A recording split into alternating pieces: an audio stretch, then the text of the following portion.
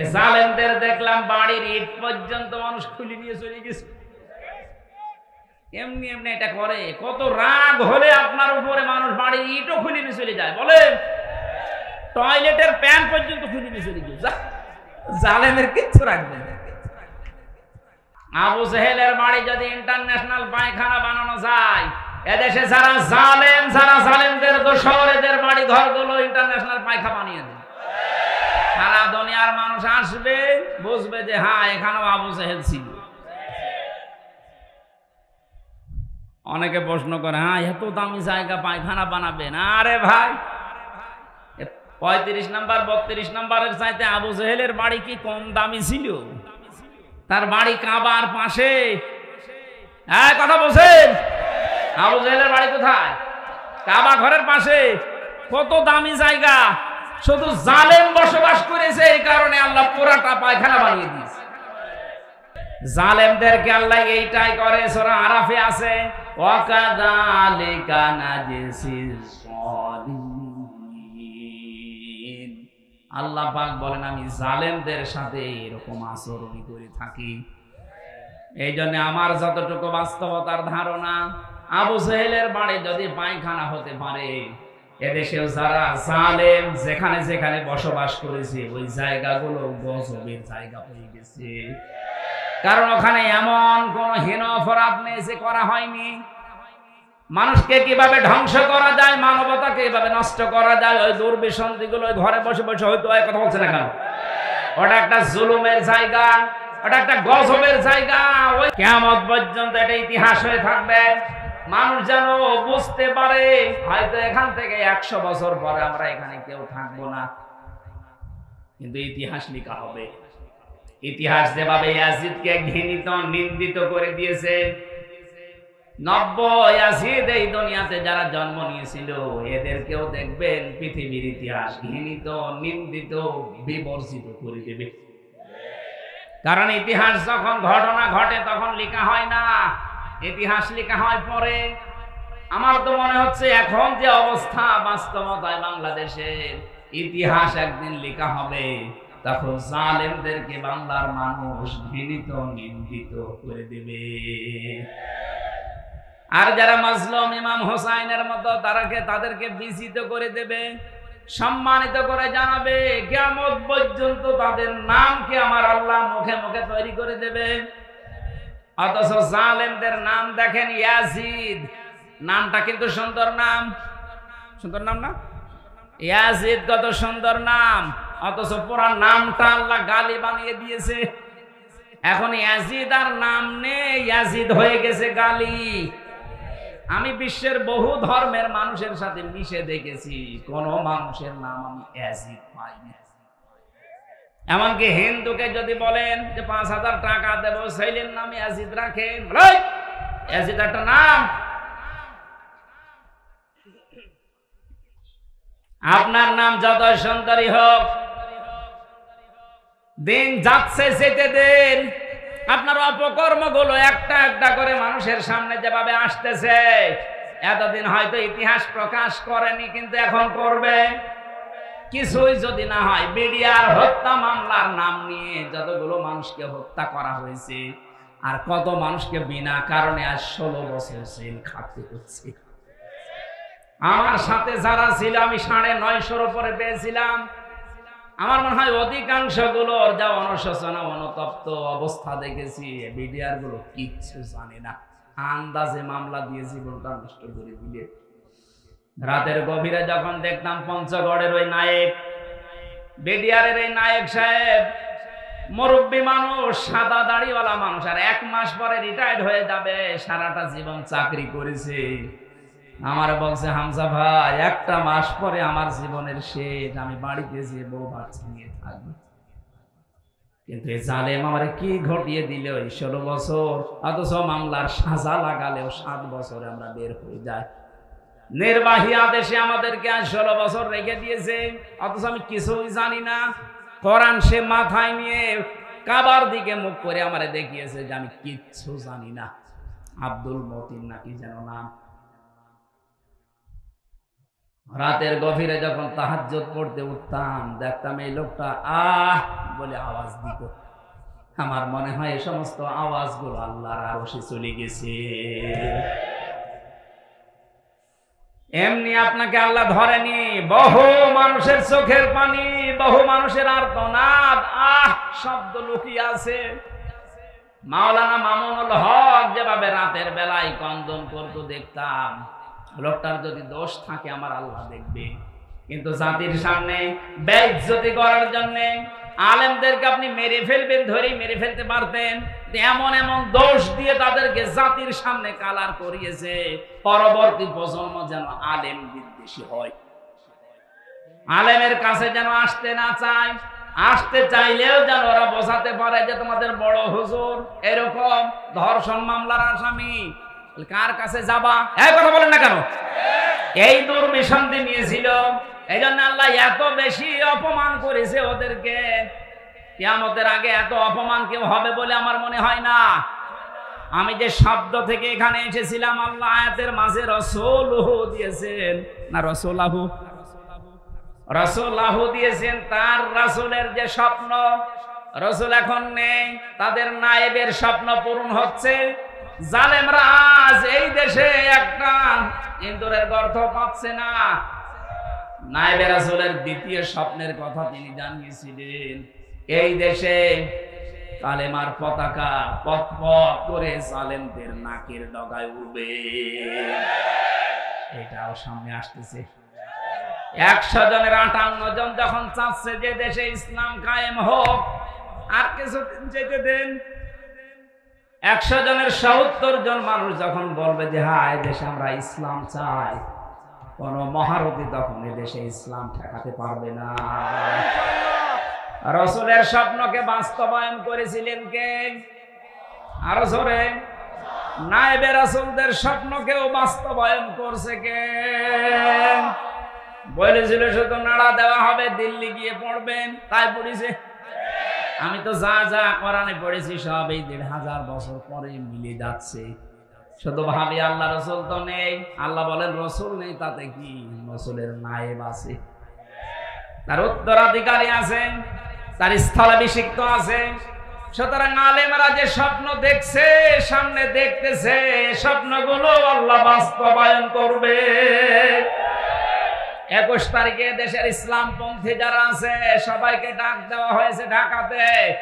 প্রধান অতিথি ডাক্তার শফিকুর রহমান, বাংলাদেশ জামাত ইসলামের আমির জামাত মুফতি সৈয়দ ফয়জুল করিম আসবে। এরপরে বাংলাদেশের ইসলামী দলগুলো বড় বড় যেগুলো সব আছে। আমার মনে হচ্ছে এগিয়ে যা দেখছি, আবার যে স্বপ্ন যে কোরআন দিয়ে দেশটা চলবে, আল্লাহ মনে হয় ওই দিকে এগিয়ে দিচ্ছে। কারণ 53 বছর আমি দেখি না, আমার তো 33 বছর। এখানে মুরব্বী বসে আছে, জিজ্ঞাসা করেন বাবা চালিয়েছিল দেশটা, মানুষ দুর্ভিক্ষে মরেছে। এটা কি আমি বানালাম? দুর্ভিক্ষ হয় না ওই সময়? স্বামী চালিয়েছিল, কাঙ্ক্ষিত মানের শান্তি স্থাপন করতে পারে নাই। চাচা চালিয়েছিল 9 বছর, যেভাবে হোক পারে নাই। ভাবি চালিয়েছে, পারে নাই। বুবু চালালো, পারে নাই। এখন শুধু বাকি আছে আল্লাহর এই কোরআন দিয়ে দেশ চললে কেমন দেখা যায়।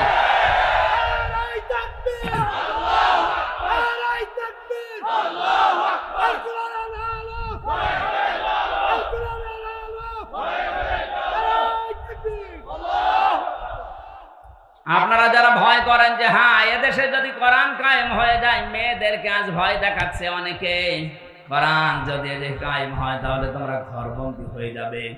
যারা বাবা খায়, যারা ডাল খায়, যারা লাল পানি খায়, এদেরকেও ভয় দেখাচ্ছে অনেকে যে তোমরা কি করবা। কান খাড়া করে শোনেন এগুলো যারা খান। কারা খান দেখে হাত তোলেন তো। এখানে হয়তো এগুলো আসেনি, কিন্তু ভিডিও হচ্ছে, ওরা শুনবে।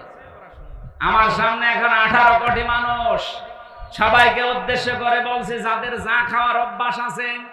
অনেকে যদি আপনাকে ভয় দেখান যে খেতে পারবেন না, না, মিথ্যা কথা। কারণ কোরআন যদি কায়েম হয়ে যায়, এমন একটা পরিবেশ আল্লাহ তৈরি করে দেবে, ওগুলো খেতে আপনার মনে চাইবে না। এই যে দাঁড়িয়ে কাটা মানুষ একটা, মনে হয়তো বিড়ি খাওয়ার অভ্যাস থাকলেও থাকতে পারে, খাক, বিড়ি খাওয়া তার হারাম না, মাকরুহ, দু একটা খেলে খা। এখন ওরে যদি বলো হুজুর আমি মসজিদের ভেতরে আছি কিন্তু আমার বিড়ি খেতে মনে চাচ্ছে, খেতে পারবে? কথা বলে না কেন? কারণ মসজিদ এমন একটা পরিবেশ, আল্লাহর ঘরটা এমন ভাবে আল্লাহ বানিয়েছেন, এটা পুরাটা রহমত দিয়ে ভরা। এই জন্য মানুষ যদি দুনিয়ায় রহমত চায়, কোন বাজারে না, কোন বাবার দরগাহে না, 8 রশি 14 রশিতে রহমত নেই, রহমত আছে আল্লাহর ঘর মসজিদে। কোন রশিতে যাওয়ার সময় কেউ কি বলে আল্লাহুম্মা আফতাহ লি আবওয়াবা রহমাতিক? না, কিন্তু আল্লাহর ঘরে ঢুকলে আপনাকে বলতে হবে আল্লাহুম্মা আফতাহ লি আবওয়াবা রহমাতিক, হে আল্লাহ তোমার রহমতের দরজা সব খুলে দাও। তাহলে এই দোয়া দ্বারা বোঝা যাচ্ছে রহমত পেতে হলে যাওয়া লাগবে কোথায়? আরো জোরে। মসজিদের ভেতরে প্রবেশ করে ওনার যতই নিশা থাক বিড়ি খেতে পারবে। একটা পরিবেশ আল্লাহ বানিয়ে দিয়েছেন আলাদা। এদেশটায় যদি কোরআনে কারিম কায়েম হয়, আল্লাহর কসম এমন একটা পরিবেশ তৈরি হয়ে যাবে, কোনো নেশা আপনার মুখে আসবে না, আপনি নিজেই পাল্টিয়ে যাবেন। আর এই পাল্টাবে কে? হামজা না, এটা আল্লাহর দায়িত্ব। লাকাদ সাদাকাল্লাহু, এই যে আল্লাহ নিজে এখানে ফাইল কর্তা। নবীজি জানিয়েছেন এই পৃথিবীতে আল্লাহর দ্বীন কোরআনের বিধান চালু করার জন্য কাজ করা এটা ফরজ, আর এর বিরোধিতা করা এটা কুফরি। আর কেউ যদি নিশ্চুপ থাকে যে আমি কোনো দলে নেই, এর ভেতরে নেই, সে মুনাফিক। আল্লাহর দ্বীন কায়েমের জন্য চেষ্টা করা, আরো জোরে, আরো জোরে বলেন, বিরোধিতা করা কুফরি, কাফের হয়ে যাবেন। আর যদি চুপ থাকেন, আরো জোরে। আমার তো মনে হচ্ছে এই দেশে ফরজ এই দায়িত্বটা পালন করা মানুষ এখন কম, শুধু মুনাফিক আর কাফের বেশি। শুকরিয়ার বিষয়, আস্তে আস্তে এগুলো পাল্টিয়ে যাচ্ছে। নবীজি জানিয়েছেন মান তামাসসাকা বিসুন্নতি ইনদা ফাসাদি উম্মতি ফালাহু আজরু মিয়াতি শাহীদ। আমার উম্মতের যখন দুরবস্থা চলবে, কেউ কোল কিনারা পাবে না দিশেহারার মতো, ওই কঠিন অবস্থায় যদি একটা মরা সুন্নাত কেউ জিন্দা করতে পারে, তার আমলনামায় 100 গলা কাটা শহীদের সওয়াব দেওয়া হবে। কোনদিন ভেবেছেন হাদিসটা নিয়ে? একজন শহীদের সওয়াব পেলেই তো আবু সাঈদের মতো আপনি জান্নাতি। আবু সাঈদ যে জান্নাতি আপনার কি বিশ্বাস হয় না? জালেমের জুলুমের সামনে নিজের জীবন পর্যন্ত যে লোকটা দিতে পারে, অনেকে তাকে এখনো শহীদ বলতে রাজি না। শহীদকে যদি কেউ শহীদ না বলে, তাহলে তার ইমানের সমস্যা হবে। কারণ কোরআনের আয়াতে আল্লাহ জানিয়েছেন শহীদদের ব্যাপারে খুব সতর্ক। শহীদরা মারা গেছে কথা মুখ দিয়ে বলা নিষেধ, এমনকি অন্তরে ধারণা করাও নিষেধ। একটা শহীদের সওয়াব জীবনে থাকলেই তো আপনি জান্নাতি। 100 গলা কাটা শহীদের সওয়াব আপনি টের পাচ্ছেন। চিন্তা করলাম তাহলে মরা সুন্নাত কোনটা দেখি তো। টুপি মাথায় দেওয়া মরা সুন্নাত না, কেউ দেয় কেউ দেয় না, এটা মরে যায়নি। জব্বা গায়ে দেওয়া মরা সুন্নাত না, এটা কেউ দিচ্ছে কেউ দিচ্ছে না, এটাও মারা যায়নি। খাবারের পরে মিষ্টি খাওয়া সুন্নাত, এটা মরা না, কেউ খায় কেউ খায় না। আমার দৃষ্টিতে ধরা পড়েছে একটা মরা সুন্নাত এই দেশে আছে। নবীজি কোরআন দিয়ে 10 বছর এই দুনিয়া চালিয়েছিলেন, রাষ্ট্র চালিয়েছিলেন। কয় বছর? আরো জোরে। এই 10 বছর বাংলাদেশ কোরআন দিয়ে চলবে, এইটা মরা সুন্নাত, এটা এখনো নেই। এই সুন্নাত দরকার নেই, বলেন? এই সুন্নাত যদি জিন্দা করতে পারি আমরা, এদিককার টাকা এদিকে যাবে না। যত টাকা পাচার হয়েছে, আমরা চাই সব টাকা আবার দেশের রাষ্ট্রের কাছে ব্যবহার করা হোক, সব ফিরিয়ে নিয়ে আসেন। যদি নিয়ে আসতে না পারেন, এই জালেমদের মা বাবা স্ত্রী পুত্র যারা এতদিন এই জুলুমের টাকায় আরাম করেছে, ওদেরকে রাষ্ট্রের কাজে লাগান, কোনো ছাড় নেই। এই যে বেনজির, আর কোন নজির নেই পৃথিবীতে। একটাই মাল পয়দা হয়েছে, গোপালগঞ্জের 4 ভাগের 3 ভাগই তার। আমি বাংলাদেশের যত জেলাতে যাই, বিশেষ করে কিশোরগঞ্জ এলাকায়, পিরান জায়গা কার? বেনজির। কার? বেনজির। আপনার এত জমি জায়গা লাগে, এখন নেন এগুলো চাষ করেন, সব রাষ্ট্রের পক্ষ থেকে বাজেয়াপ্ত করা হোক। কথা বলেন ঠিক কিনা? শুধু এর না, এই 15.5 বছরে এই বাংলাদেশে মানুষকে মিথ্যা মামলা দিয়ে বেকার বেকার দোষ চাপিয়ে যাদের কাছ থেকে টাকা পয়সা কালেকশন করেছে, মনে আছে বাবার টাকা পায়, সে টাকা চাইতেছে। আমার যেদিন ধরে নিয়ে এসেছে, তার পরের দিন আমার বাবাকে জানিয়েছে 10 লক্ষ টাকা দেন, নয়তো আপনার ছেলের নামে 50টা মামলা দেব। এই যে মাদারীপুরের এলাকায় বাড়ি, কাউন্টার টেররিজমের প্রধান ছিল আসাদুজ্জামান আর এই মনিরুল ইসলাম, গোপালগঞ্জে। আমার বাবা তো গ্রাম্য মানুষ, ভয়তে ছেলে একটা, তো টাকা কোথায় পাবে, কে কোথায়, যা তা করে 8 লাখ টাকা সঙ্গে সঙ্গে দিয়েছে। তারপরও শয়তানরা কথা রাখলে তো হয়, আবার মামলা দিয়েছে, আবার দিয়েছে রিমান্ডে।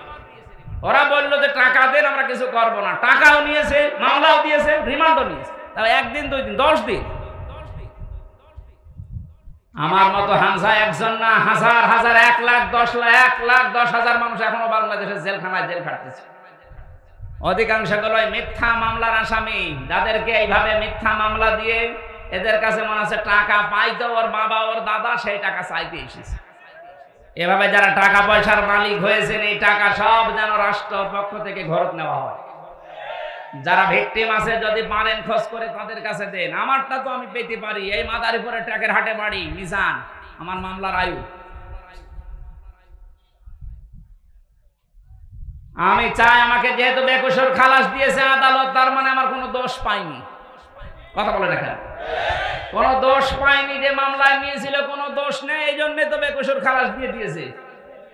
সুতরাং আমি যেহেতু নির্দোষ প্রমাণ হয়েছে দেশের আদালতে, আমার বিপক্ষে মামলার আয়ু থেকে একেবারে ওই যে হাত খোলা, ওই পর্যন্ত যারা জড়িত ছিল তাদেরকে আমি 3 বছর জেলে দেখতে চাই। কোনো শাস্তি নেই, এটাই তাদের শাস্তি। আর আমার বাবা যেহেতু 8 লাখ টাকা দিয়েছে, আমরা এদের কাছে প্রত্যেকের কাছে 8 লাখ টাকা চাই, দেন। টাকা বাবার টাকা সব কামাই করিস,